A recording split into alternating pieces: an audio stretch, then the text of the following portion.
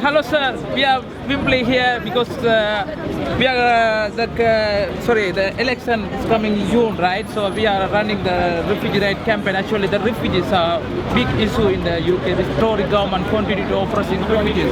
For example, thousands of people they keep in the detention center. Thousands of people no right to work here, and thousands of people they send it back to the home because the peoples are coming from the place of safety to find the place of safety here. For example, most of the Syrian children in the border, the Tory government they don't want to accept that. So we are fighting for this is done because we want our rights. For example, refugee right for closed detention center and right to work and give a medical issue because so many people are mental health issue here, the asylum seekers. What do you think about if Labour come this election? So what do you think about the refugees?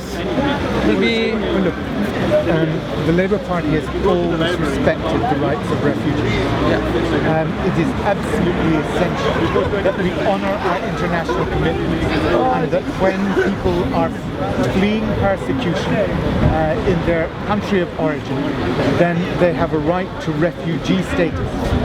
And the way in which our government has introduced controls, the way in which the Conservatives have actually put those controls into effect, and the way in which they're now stopping further refugees, child refugees, even though they accepted the Dubs Amendment, saying that they would take 3,000 child refugees and then stopped it at 300, that was obscene. That was against all the principles of international law. It was against all the principles that we as a nation committed to humanitarianism have actually adopted over the years. And that's something that we should be deeply ashamed about as a country. We have a proud record in welcoming refugees in this country, and unfortunately this government is trashing that record. Yeah, and another question is because so many organizations here, they say that refugees welcome here. Only the slogan they put the refugees welcome here, but they are not involved in refugee rights because they have no right, because so many refugees are homeless. People are watching it still, but they don't care about it.